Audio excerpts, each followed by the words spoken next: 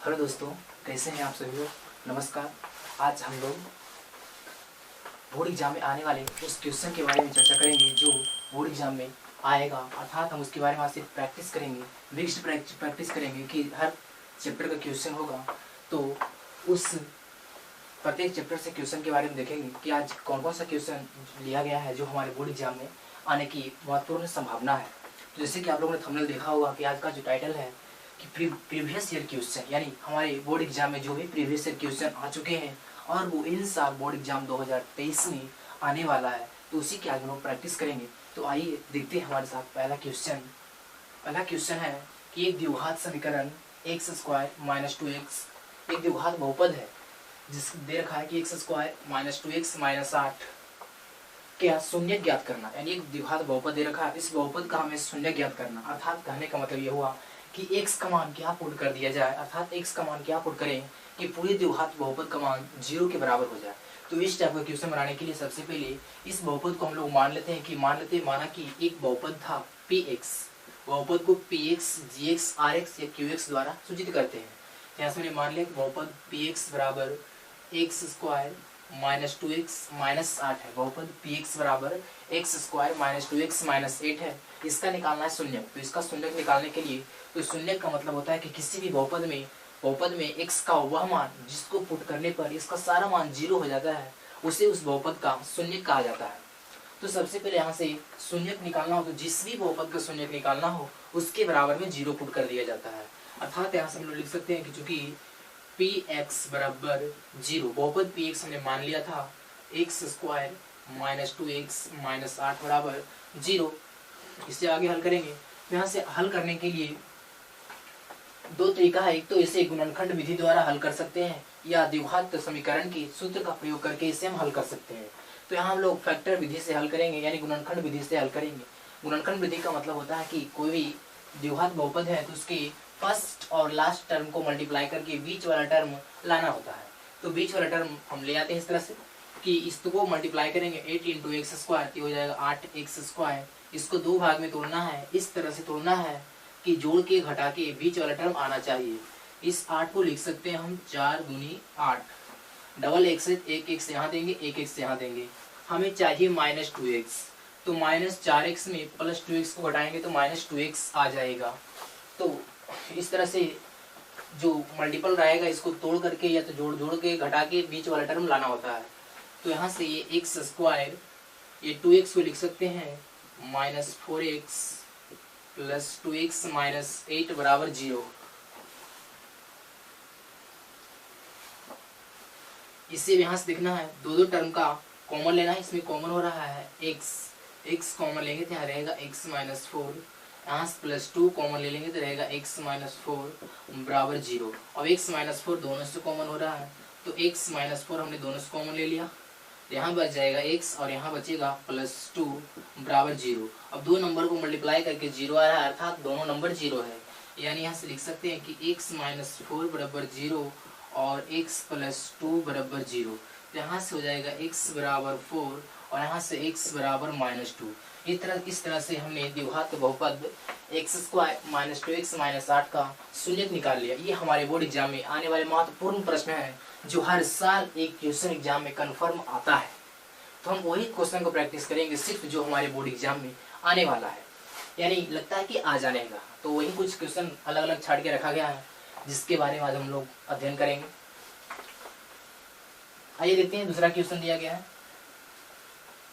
यहाँ दूसरा क्वेश्चन लिखा गया है कि एक द्विघात बहुपद ज्ञात करें जिसके शून्यकों का योग 1/4 और उसके गुणनफल -1 है। यानी कोई एक द्विघात बहुपद होगा, द्विघात बहुपद क्या है हमें पता नहीं, हमें ज्ञात करना है द्विघात बहुपद क्या है। तो उस द्विघात बहुपद को ज्ञात करना है जिसके शून्यक हमें दे रखा है, शून्यकों का योगफल दिया है, शून्यकों का गुणनफल दिया हुआ है। तो शून्यकों का योगफल, तो कोई द्विघात बहुपद हम जनरल फॉर्म में, द्विघात बहुपद का जनरल फॉर्म होता है x² + bx + c होता है। तो इसका जो योगफल दे रखा है मूलों का योगफल, इसके दो मूल होते हैं, एक मूल अल्फा और एक मूल बीटा। तो दोनों का योगफल दे रखा है अल्फा + बीटा बराबर 1/4 और उसका मल्टीपल दे रखा है यानी अल्फा × बीटा बराबर -1। तो निकालना द्विघात बहुपद क्या होगा। तो जब भी हमें क्वेश्चन में मूलों का योगफल और मूलों का गुणनफल दिया रहे और द्विघात बहुपद पूछे तो इस तरह से यहाँ एक फॉर्मूला होता है, उसके जरिए निकाला जाता है द्विघात बहुपद बराबर, इसको मान लेते हैं बहुपद px है। तो द्विघात बहुपद px का एक फॉर्मूला होता है px बराबर x square minus alpha plus beta into x plus alpha into beta. तो एक द्विघात बहुपद है, द्विघात बहुपद का ये फॉर्मूला होता है कि x square minus alpha plus beta into x plus alpha into beta. अब यहाँ से ये मूलों का योगफल है और ये मूलों का गुणनफल है, हमें प्रश्न में पहले से ही दे रखा है, तो डायरेक्ट इसका मान पुट करेंगे, हमारा आंसर आ जाएगा। यानी यहाँ से बहुपद px बराबर हो जाएगा x square alpha plus beta का मान है 1/4, तो हो जाएगा -1/4x और प्लस अल्फा इंटू बीटा बराबर -1, यानी px बराबर एक्स स्क्वायर माइनस 1/4x -1। इसके नीचे कुछ नहीं तो 1, इसके नीचे कुछ नहीं तो 1, इसको हल कर लेंगे, थोड़ा सा एलसीएम ले लेते हैं। हो जाएगा ये 4, इधर हो जाएगा ये 4x स्क्वायर माइनस एक्स और -4। इस तरह से बहुपद px बराबर प्राप्त हो गया, बहुपद px बराबर 4x square minus x minus 4।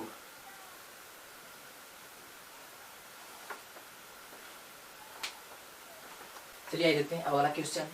अगला क्वेश्चन यहाँ से दिया गया है कि एक समीकरण 7x - 15y बराबर 2 और x + 2y बराबर 3 को प्रतिस्थापन विधि द्वारा हल करें। तो जब भी प्रश्न में दो इक्वेशन दिया रहे उसे प्रतिस्थापन विधि द्वारा हल करना है। ये क्वेश्चन जो है द्विघात, ये जो क्वेश्चन है लीनियर इक्वेशन इन 2 वेरिएबल, अर्थात कहने का मतलब कि 2 चर वाला रैखिक समीकरण से क्वेश्चन आया गया है। तो उसमें जो प्रतिस्थापन विधि द्वारा जब भी क्वेश्चन को हल करना होता है तो सबसे पहले दिए गए किसी एक इक्वेशन से किसी एक का मान ज्ञात कर लेते हैं। दिए गए इक्वेशन से किसी एक या x या y का मान ज्ञात करके किसी दूसरी इक्वेशन में पुट कर देते हैं और उसे हल कर देते हैं। यही प्रतिस्थापन विधि का रूल है। तो आइए एग्जाम में इस टाइप का क्वेश्चन आ जाता है, हर साल आता है। तो आइए इस पर इसका एक प्रैक्टिस कर लेते हैं। तो ये क्वेश्चन यहाँ दिया गया है कि 7x - 15y बराबर 2 और x + 2y बराबर 3। यहाँ से मान लेते हैं इक्वेशन नंबर, इसको हम फर्स्ट, इसको इक्वेशन नंबर 2, समीकरण 1 और समीकरण 2। तो जिससे सुविधा हो उससे हल करना है। तो यहाँ देख रहे हैं कि समीकरण 1 में 7x - 15y बराबर 2 है। यहाँ किसी एक का मान निकालने में थोड़ा डिफिकल्ट हो सकता है, हल्का डिफिकल्ट होगा, पूरा नहीं। लेकिन समीकरण 2 में हम आसानी से x का मान निकाल सकते हैं, इसलिए समीकरण यहाँ से हम 2 से चलेंगे। लिखेंगे समीकरण 2 से, यहाँ से लिखेंगे समीकरण 2 से। समीकरण 2 दिया हुआ है x + 2y बराबर 3। यहाँ से x के मान निकाल लेंगे तो हो जाएगा 3 - 2y। अब x का मान निकालते हैं किसी एक, अब पहले समीकरण में पुट कर देंगे। तो यहाँ से लिखेंगे समीकरण 1 से, लिख लेंगे समीकरण 1 में x का मान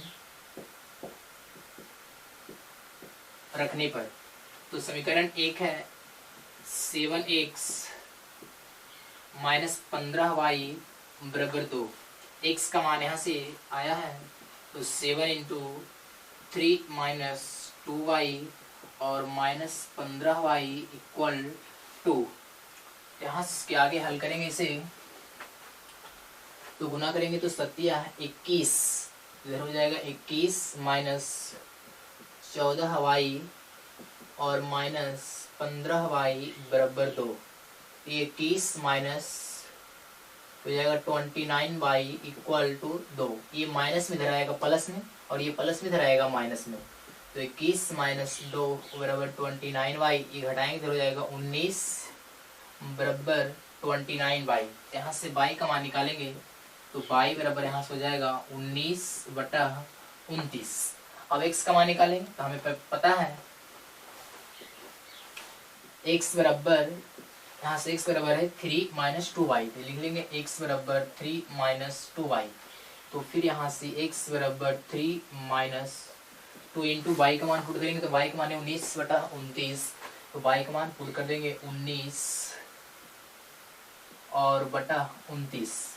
तो यहाँ से जाएगा x बराबर 3 - 9 दूनी 38 और नीचे हो जाएगा 29। इसके नीचे कुछ नहीं तो 1। हल करेंगे x बराबर एलसीएम हो जाएगा 29, फिर हो जाएगा 29 तिया 87 माइनस 38, यानी x बराबर हटा लेंगे शेष 49 और 29। तो इस तरह से हमने दो चरवाटरी के समीकरण के क्वेश्चन को हल कर लिया। तो जब भी एग्जाम में प्रतिस्थापन विधि से क्वेश्चन को हल करने के लिए आता है तो किसी एक समीकरण से एक का मान निकालना, दूसरे समीकरण में पुट करके उसका मान आसानी से ज्ञात किया जा सकता है। अगला क्वेश्चन देखते हैं। अगला क्वेश्चन दिया गया है कि यदि किसी एपी के प्रथम पद 10 तथा सार्व अंतर 10 हो तो एपी के प्रथम 4 पद ज्ञात करें। अगला क्वेश्चन है, एपी से आया गया है क्वेश्चन, समानांतर श्रेणी से क्वेश्चन पूछा गया है कि यदि किसी एपी का प्रथम पद 10 है तो और उसका सार्व अंतर भी 10 है तो उस एपी के प्रथम 4 पद को ज्ञात करें। तो आइए देखते हैं। यहाँ से कोई एपी यानी समानांतर श्रेणी, यानी कहने मतलब कि वह श्रेणी जिसके पदों का अंतर हमेशा सेम रहता है उसे समानांतर श्रेणी बोलते हैं। तो समानांतर श्रेणी के प्रथम पद को ए द्वारा सूचित करते हैं और कॉमन डिफरेंस यानी उसके सार्व अंतर को डी द्वारा सूचित किया जाता है। तो किसी एपी का प्रथम पद हमें 10 दे रखा है, अर्थात ए बराबर यहाँ से 10 दे दिया है और उसका सार्व अंतर यानी डी बराबर डी कॉमन डिफरेंस जो है वो 10 दे रखा है। तो एपी का प्रथम 4 पद निकालना है।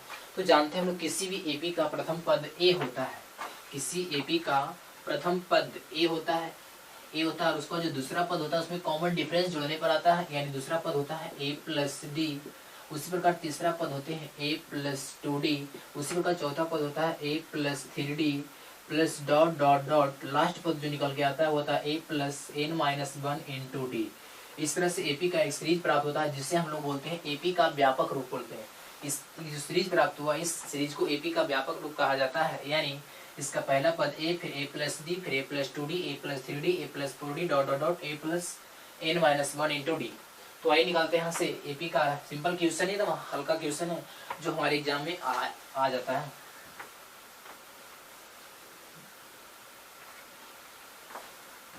तो यहाँ से लिखेंगे सबसे पहले पहला पद निकालना है, यानी t1 बराबर, तो t1 बराबर a, तो पहला पद यहाँ से दे दिया है 10। फिर निकालना है t2, तो t2 बराबर a प्लस डी, यानी a बराबर 10 और d बराबर 10, तो ये 10 हो जाएंगे 20। फिर निकालेंगे t3, तो t3 बराबर a प्लस 2d, यानी 10 प्लस 2 इंटू 10, तो हो जाएगा 30। फिर निकालेंगे चौथा पद, यानी t4 बराबर, तो a प्लस 3d, यानी 10 प्लस 3 इंटू 10, ये हो जाएगा 40। तो इस तरह से हमने 4 पद याद कर लिया जो एग्जाम में पूछा जाता है, सिंपल क्वेश्चन है। आइए इसके बाद देखते हैं अगला क्वेश्चन। आइए देखते हैं अगला क्वेश्चन। अगला क्वेश्चन दिया गया है कि उस एपी का 31वां पद ज्ञात करें जिसका 11वां पद 38 है एवं 16वां पद 73 है। अगला क्वेश्चन एपी से आया है। तो एपी का ये क्वेश्चन है कि यदि किसी एपी का 31वां पद ज्ञात करना है और उसका 11वां पद दे रखा है, उसका 16वां पद दे रखा है। वही देखते हैं, इसे हल करते हैं। यहाँ से दिया गया है एपी का 31वां पद मतलब T31 दिया गया है।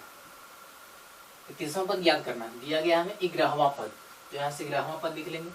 T11 बराबर दे रखा है 38, तो T11 यानी एपी के nवां पद का फॉर्मूला होता है a plus n minus 1 into D, यानी यहाँ से लिख सकते हैं a प्लस n माइनस 1, तो n के मान है 11 माइनस 1 इंटू डी बराबर 38, और यहाँ जाएगा a प्लस 10d बराबर 38, यानी यहाँ से a और d में एक रिलेशन आ गया है कि a प्लस 10d बराबर 38। यहाँ से a और d का मान निकालना है, तो किस तरह से निकालना है, एक कंडीशन और दिया गया, उस कंडीशन को फुलफिल करते हैं। फिलहाल यहाँ से x का मान निकाल लेते हैं, a का मान निकाल लेते हैं।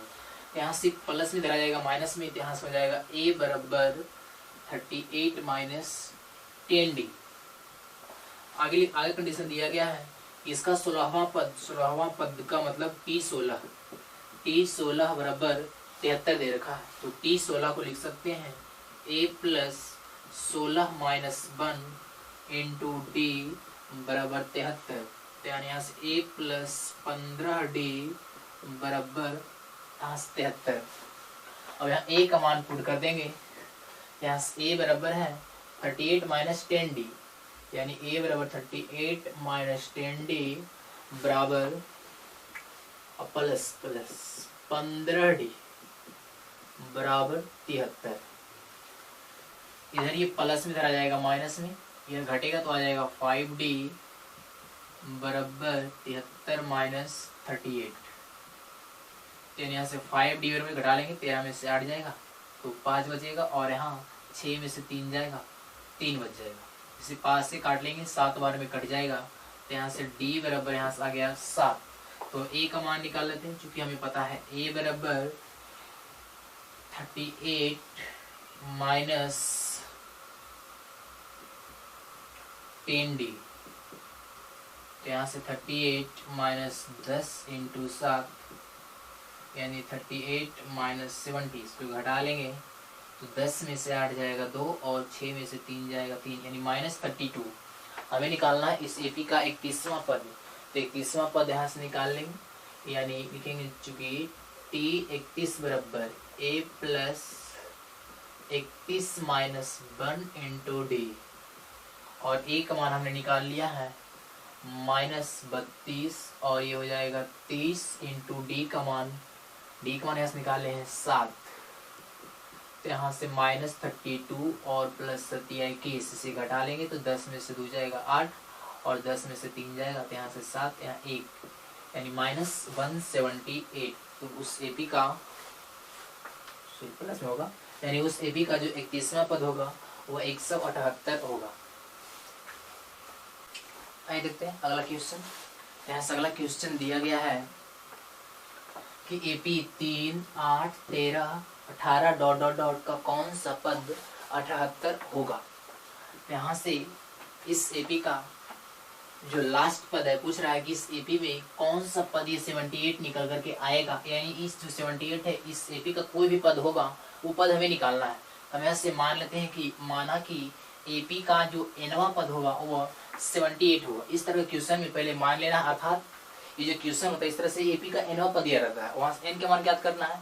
तो हम मान लेते हैं जो 78 एपी का कोई पद होगा, हम मान लेते हैं वो एपी का nवां पद है, अर्थात यहाँ से लिखेंगे कि उस एपी का माना कि 78 एपी का